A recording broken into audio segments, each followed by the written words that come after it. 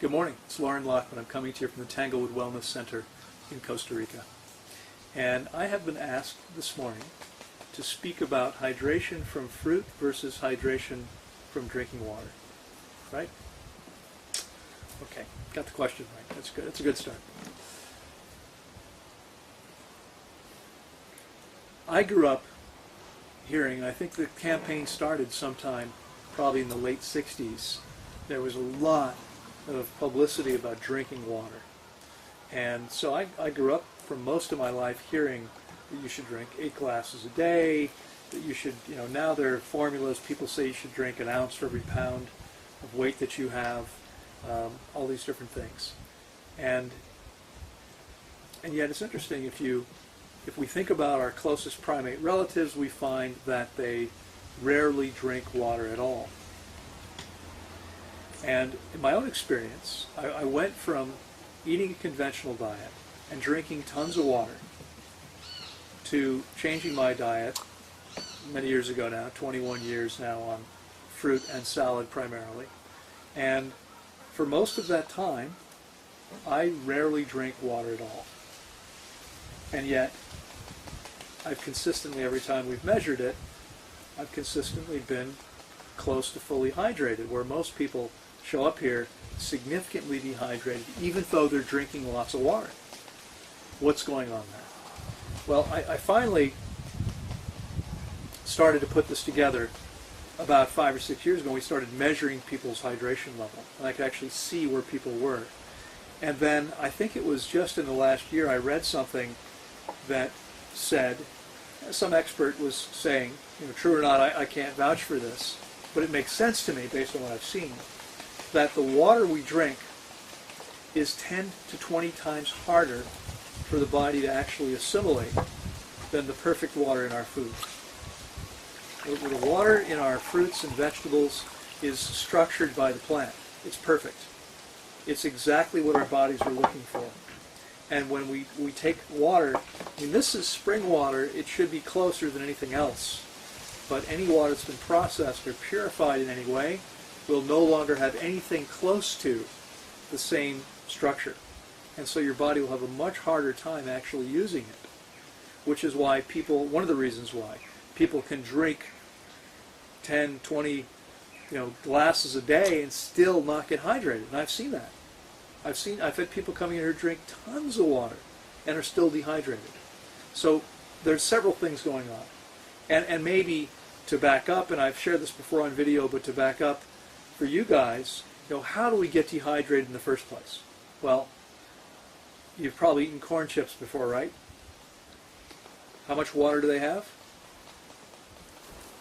Just about 0, right? And which means when they come out as dry as they went in? Well, you better hope not, because that's going to be more than a little bit uncomfortable. So they're coming out wetter than they go in. They're taking water out of the body. So that's how we get dehydrated. We get dehydrated because we're eating things that are devoid of water. Think about a typical breakfast in North America. Many people start many days with a bowl of cereal and milk and maybe a glass of juice or a cup of coffee. So the milk, there's no water available to the body. The cereal was completely dry, contained no water at all. Okay, so those things, the milk's not helping. The water's actually the cereal's actually taking water out of your body. How about the coffee? Taking water out of your body. And what's a typical lunch? Sandwich, potato chips, cup of coffee or soda or a beer, cup of tea. Is that fairly typical? Right. So, how much water's in the bread? Not very much. Right. How much water is in what most people are eating most of the time? Not very much. And the coffee, tea, sodas are all taking water out of the body, as does salt, vinegar, spices, most herbs. So most people are dehydrating themselves as a direct result of what they're consuming. Now again, in nature, animals consume things that are almost always, full of water. They're eating plants, fruits, shoots, roots, leaves, all high water content. They're eating animals, and they drink the blood first, then eat the water-rich internal organs, they're getting a high water content meal. Only humans and the animals we feed, right? I mean, what happens when you feed your dog or cat nothing but dry kibble? It's going to become dehydrated. And in fact, we adopted a cat in Panama a few years before we moved. And when I took the cat in, he'd been eating almost exclusively dry food. And his fur felt like straw. And I got rid of the dry food and started feeding him only wet food. And within a month, his fur was as soft as you could imagine. He was dehydrated before. How could he not be? Right? Every time he ate a meal, it was taking water from his body. Well, people are doing the same thing. Now, we've talked before about how every channel of elimination, we eliminate through the colon, through the urinary tract, through the skin, through the mucous membranes, through the breath. All these things require water.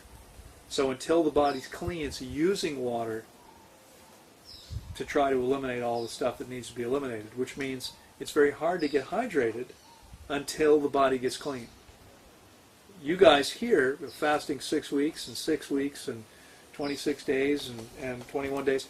You guys you're going to get your bodies significantly cleaner than they were before. And then you're going to eliminate any old material in your body. You've had evidence there's old material, or some of you have seen some of it already, and others of you have experienced gas and other signs that there's old stuff breaking down. You're feeling it moving and hearing it. And once that stuff's out of your system, what happens is your body is no longer needing to employ a lot of water to move it out. That water can now actually go into your cells.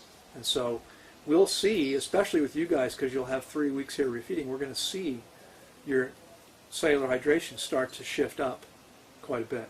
And it'll continue up if you guys follow the 6-week plan I give you. Okay, but it's important to follow it.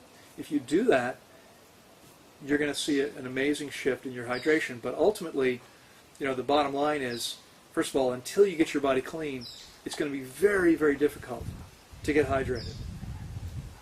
No matter how much you're drinking or no matter what you're eating. Okay? Until you get your body clean, it's going to be hard to get hydrated. Once your body's clean, you're going to get hydrated.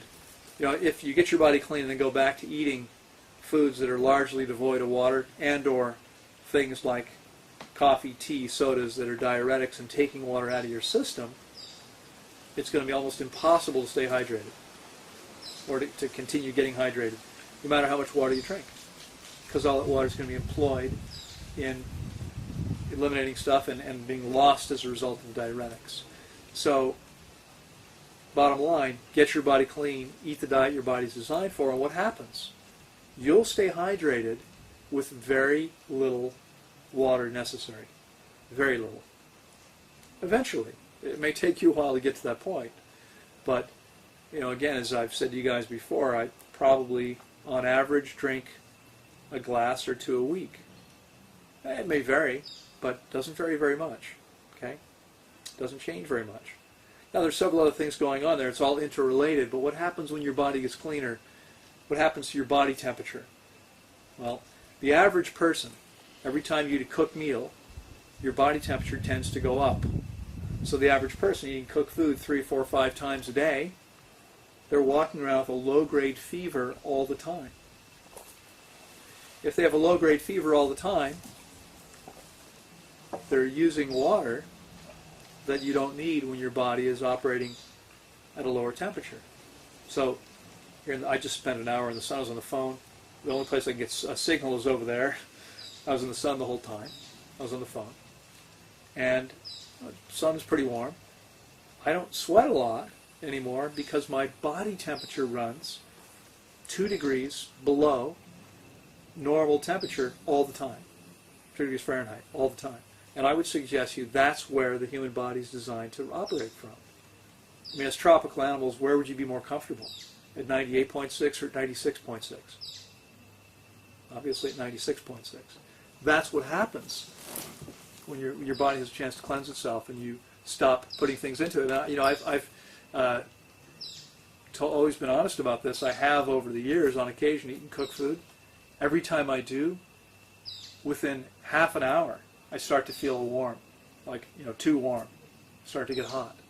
I feel my body temperature going up. And again, my body reacts pretty quickly to whatever I do, to whatever the conditions are.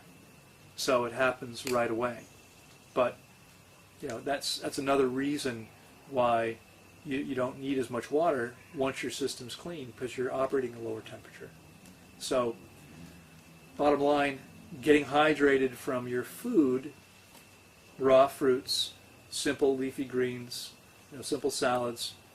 Once your system's clean, it's much easier to do because it requires much, much less water.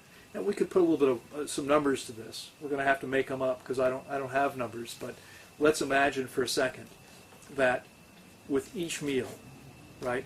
Let's say you would eat a whole watermelon this size or a whole papaya this size. Let's say we know that those things are 96% water roughly. So let's say you've got 16 ounces of water in that meal. And let's just say for a second that that's the right amount. It's going to vary all the time. But that's the amount of water that we should be getting with each meal, 3 times a day. 16 ounces of pure water. Okay? But let's say instead that you're going to continue to eat the way people have been eating in Western culture for a long time. Cereals and sandwiches and chips and coffee and sodas, etc. Well, now with each meal, you're not only not getting the 16 ounces of pure water, but let's say, to keep the numbers easy, let's say you're actually going to lose 16 ounces of pure water to move that completely dry material through your system and to filter out the things that are diuretics, that are forcing your body to give up water. So with each meal, you're not just not getting the 16, you're actually going to be 32 ounces behind where you should be. You with me so far? Well, let's say you eat 3 times a day. That's 96 ounces of pure water that you're now behind. Okay? 3 quarts of water, roughly 3 liters. Okay, for the Europeans, Australians here. That's 3 liters, 3 quarts of water. That's pure water that you've lost. Now, the expert said drinking water is 10 to 20 times harder for your body to use than the water in your food.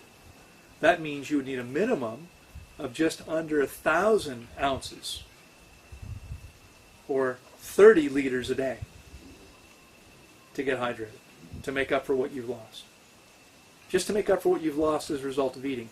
If my numbers are right, and I'm making the numbers up, but just to get a sense of this, if these numbers were right, could you drink 1,000 ounces a day? What do you think?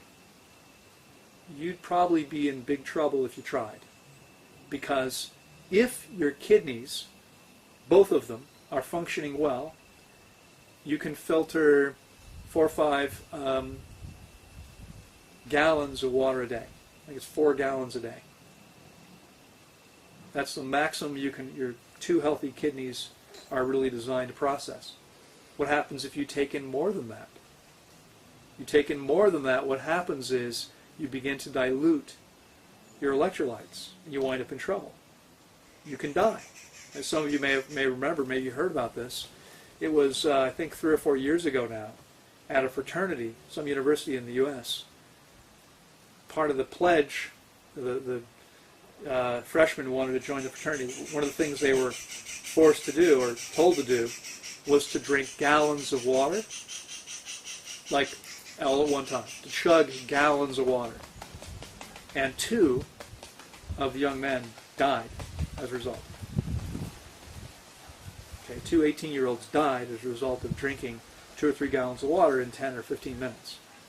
Okay, your body can't process that much. So you could not process 1,000 ounces of water per day. And that would simply be to make up for what you were losing as a result of eating 3 typical meals a day. Granted, I'm making up the numbers. I mean, you might not be losing as much as I'm saying you are. But that's not the only water need your body has. And that's just looking at that piece of it. Even if it's only 500 ounces a day to make up for what you're losing from your meals. Okay? This is why everyone's dehydrated. this is why the experts think that where most people are, that's as good as it gets. Because they don't see people who are properly hydrated. Why would they? I mean, how would they?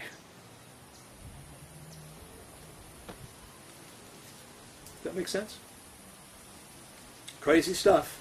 It's crazy stuff, but, again, as I always say, you get the body clean, we learn to meet our needs the way nature intended, no problems.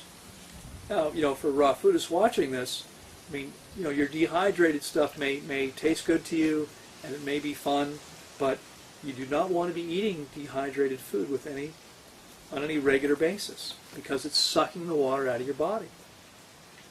Those kale chips and so forth, taking water out of your body. We were designed to live on fresh, whole, ripe food. Fruits and leafy grains, full water. Do that, everything changes. Everything changes. You don't age the same way because your skin is hydrated, as opposed to drying out because there isn't enough water. Your discs stay fully hydrated so you don't shrink the same way. You don't wind up with arthritis, which is largely a result of your joints drying out, your connective tissue drying out. Your eyesight, your eyes are mostly water. So your vision doesn't degrade the way most people's do as they get older because you're fully hydrated. Everything shifts. I hope that makes sense.